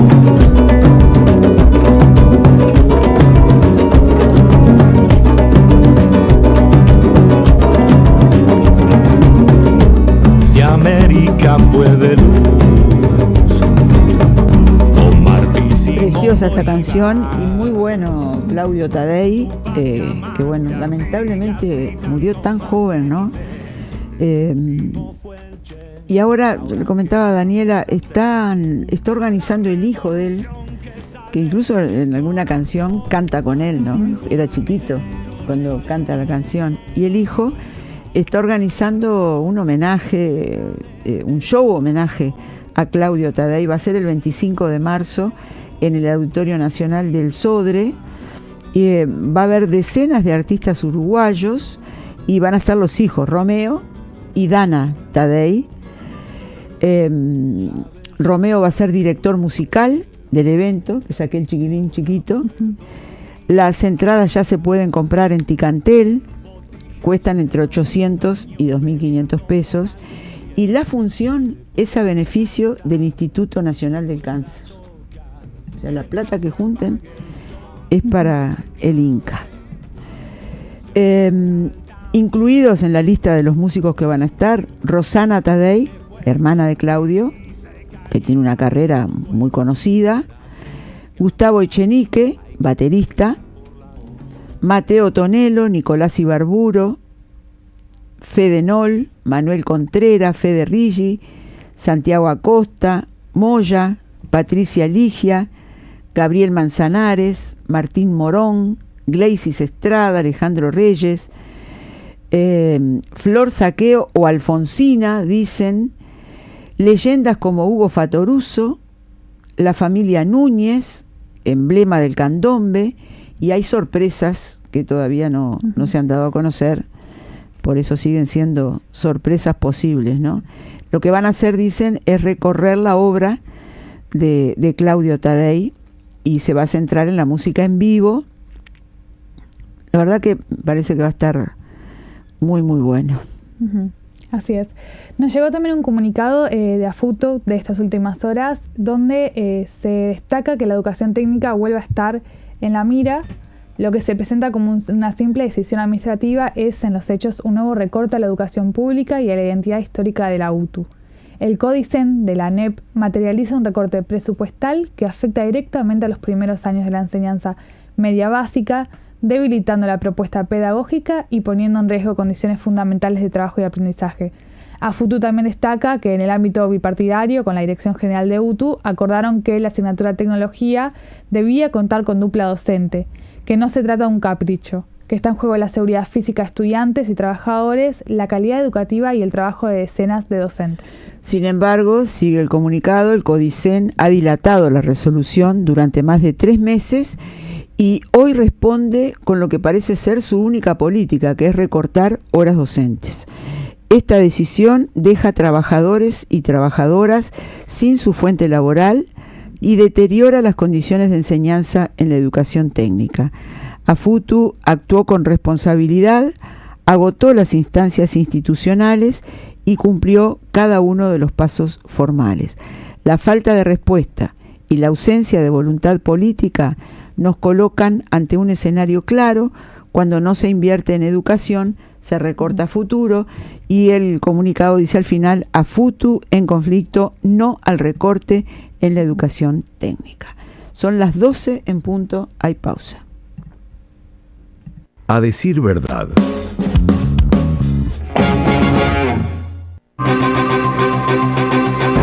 ...1250... Frecuencia de noticias. Informa Centenario. 12 del mediodía en punto, 21 grados la temperatura actual, 64% la humedad. El cielo está nuboso, se espera para hoy miércoles una máxima de 22 grados. En la tarde-noche estará nuboso a algo nuboso, probables precipitaciones escasas, informa Inumet. Mañana jueves, 14 la mínima, 24 grados la máxima.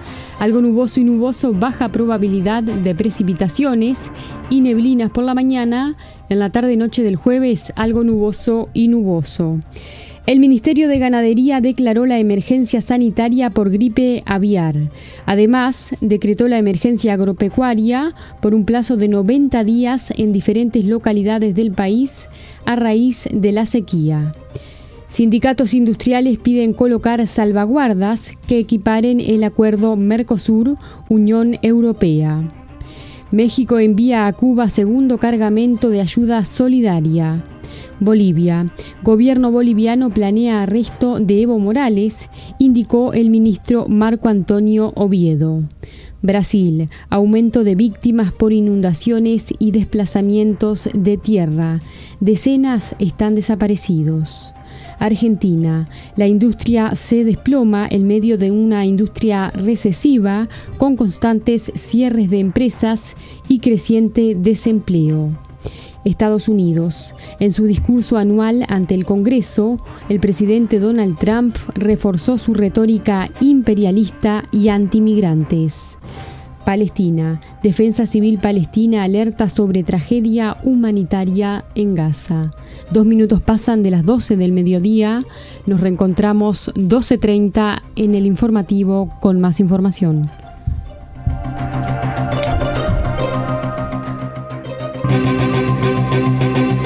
Estas y otras noticias en radio36.com.uy.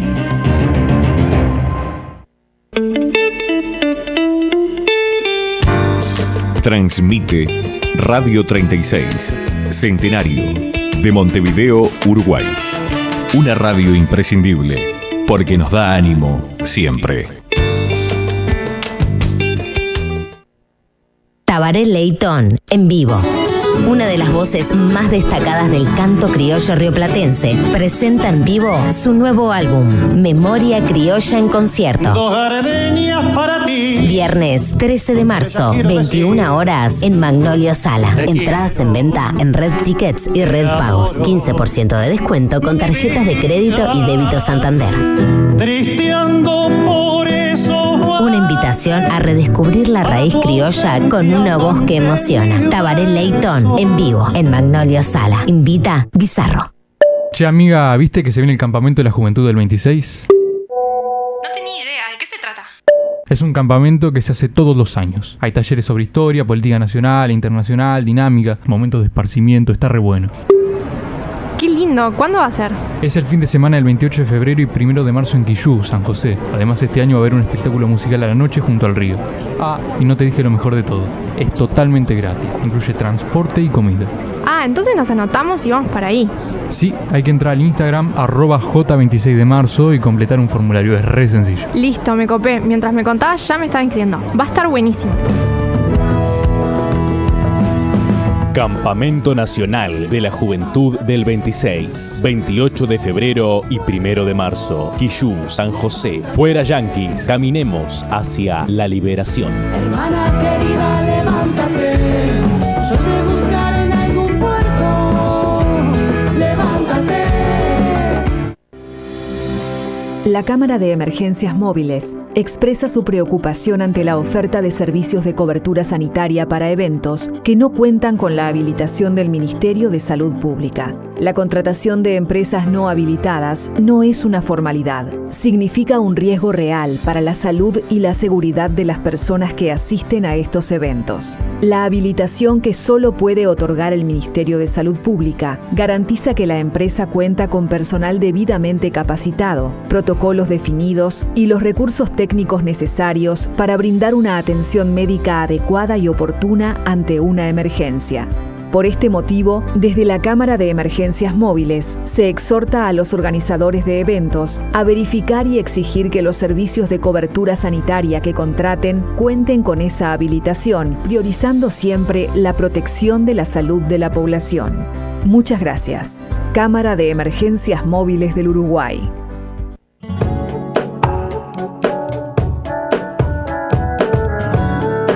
Si te perdiste alguna de nuestras entrevistas o informes o querés repasarlos y compartirlos, los encontrás en nuestra página web, radio36.com.uy. Desde allí también podés escucharnos vía internet las 24 horas, radio36.com.uy.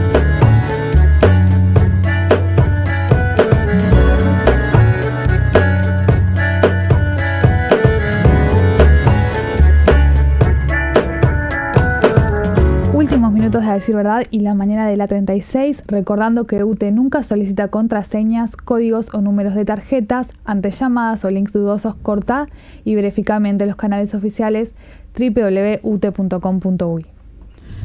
Bueno, de todo lo que tenemos, ¿por dónde vamos? ¿Qué te parece? ¿Por dónde arrancamos? Por unas actividades que veníamos comentando de la caravana, ¿no? Sí. Que el Comité Uruguayo Antiimperialista de Solidaridad con Cuba y los pueblos del mundo, junto a organizaciones sociales, políticas y medios de comunicación, están convocando a esta gran caravana por la paz, bajo la consigna por la paz y contra el bloqueo imperialista, Solidaridad con Cuba. Esto va a ser este sábado a partir de las 10, que se concentran desde varios puntos, ¿no? Finalizan a las 13 en el Palacio Legislativo. Como puntos claves, bueno, en primero el sábado a las 10 se sale desde la Costa de Oro y Ciudad de la Costa, va a ser en Avenida, después se encuentran desde Ciudad de la Costa en Avenida Italia y Bolivia, y ahí parten hacia el Palacio desde Propios y General Flores.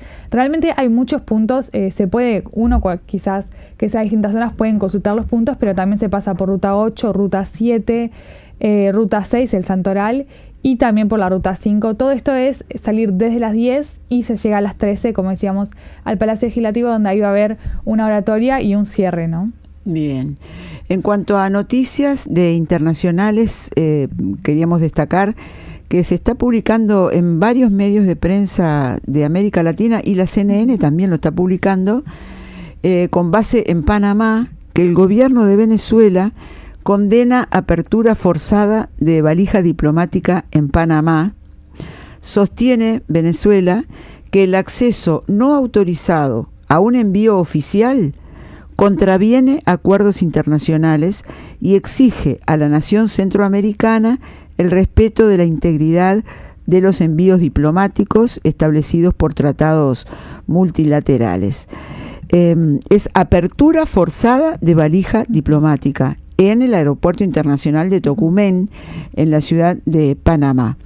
Y el acuerdo, la Convención de Viena sobre relaciones diplomáticas, que protege justamente la valija diplomática, es de 1961, ¿no? Seguimos en esta línea que obviamente tirás un poquito de la piola de Panamá y está Estados Unidos, obviamente. Sí. El caso se conoció el martes por un comunicado emitido, o sea, ayer, ¿no?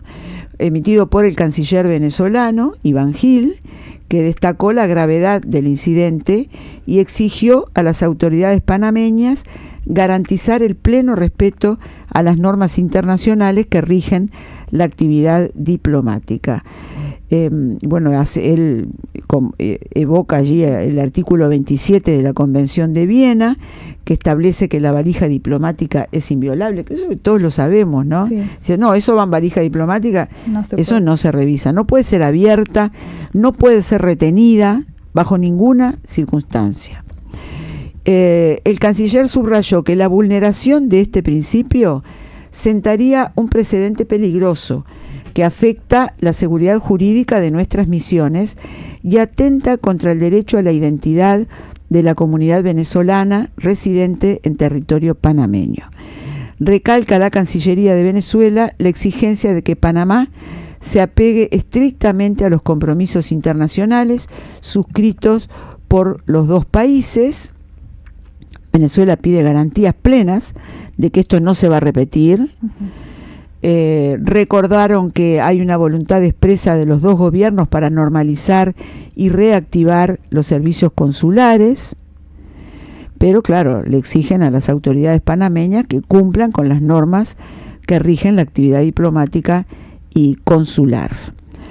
Hay toda una historia reciente, ¿no?, de las relaciones entre Venezuela y Panamá, que por eso están diciendo que están reactivando los servicios consulares, reabriendo consulados, reanudación de vuelos directos entre Caracas y Ciudad de Panamá. Eso empezó el año pasado, en mayo.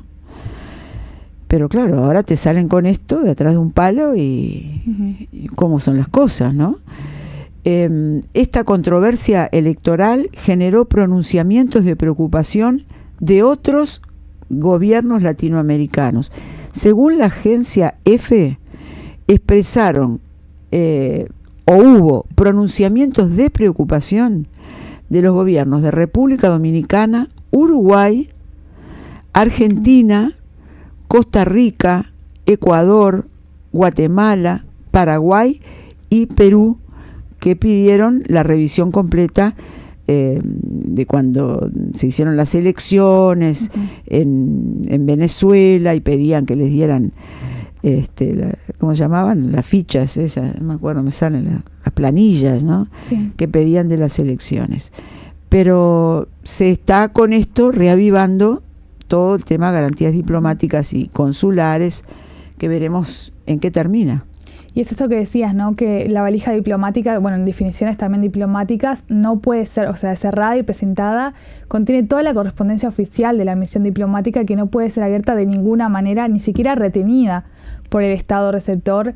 Es decir, o sea, no pueden ser parados en un aeropuerto para poder ver esas valijas. Sí, es así. Bueno, nos queda muy pocos minutos, pero acá nos manda Héctor, que muchas veces lo hace y siempre lo animamos a que lo siga haciendo. Nos manda cosas distintas, ¿no? En la hora del cierre. Es un dibujo presentado así como afiche, una persona subiendo un tren, y dice: si subes al tren equivocado, bájate en la estación más cercana. Cuanto más tardes en bajarte, más caro será el viaje de regreso. Está muy bueno esto, que es de Haruki Murakami. Está muy bueno, muchas gracias a Héctor del Buceo. Edinson de Artigas nos da la palabra actas, no eran ni planillas ni nada, eran actas. Las actas, muy bien, muy bien. Y después nos llega un mensaje que es comunicado de la gente de Sutiga, de los trabajadores tercerizados. El secretariado ejecutivo de Sutiga dice que está en una situación insostenible, que el histórico atraso en los pagos de salarios de trabajadores afectados a las organizaciones sociales impacta en la calidad de vida de estos y sus familias, y también en los derechos de la población más vulnerada de nuestra sociedad. Dicen que en diciembre pasado el MIDES anunció un instrumento financiero y jurídico que iba a resolver esta situación, pero en el momento son más de una decena las organizaciones involucradas en atrasos salariales. Es inaceptable para Sutiga que el Estado se desentienda de su responsabilidad de contralor y que promueva la precarización. Hace varias preguntas de hasta cuándo se va a promover la desidia, el acoso laboral de empresas que lucran con las políticas sociales, que con paciencia no se paga el alquiler, ni se paga medicamentos, ni se alimenta a los hijos. Exigimos al MIDES que se haga cargo, que fiscalice a las organizaciones y pague los haberes adeudados. Decimos basta a la represión antisindical y el acoso laboral, y por eso están convocando a que los distintos núcleos de base participen con delegaciones de sus respectivos centros de trabajo a partir de las 12 del mediodía frente al MIDES, acá en 18 y Barrio Zamorín, a una cuadra de la radio. Es ahora que se está haciendo esto. Y nos acaba de llegar a nosotros este comunicado. Muy importante. Y también para ir adelantando, va a haber una marcha nacional contra las profesiones sísmicas convocada por Mar Libre de Petroleras. Esto va a ser el 5 de marzo, falta una semana, jueves 5 de marzo a las 18 en Montevideo. Que van a haber una concentración a las 5 en Plaza Independencia, a las 18 la marcha, a las 19 actividades en Plaza Cagancha y a las 20 lectura de proclama y cierre, que bueno, más adelante vamos a estar conversando, ¿no? ¿Cómo no? Bueno, nos vamos, pero volvemos, eso sí. Mañana volvemos, ¿no? Volvemos mañana a las 10 en A Decir Verdad, y ahora viene la audición de Movimiento 26 de marzo y la edición central de Puesta al Día. Y les recomendamos escuchar temprano el informativo de la radio, que empieza a 6:30, sí. Y a las 7:30 les recomendamos que escuchen Mañana de Radio. A decir verdad. De lunes a viernes, de 10 de la mañana hasta las 12:15.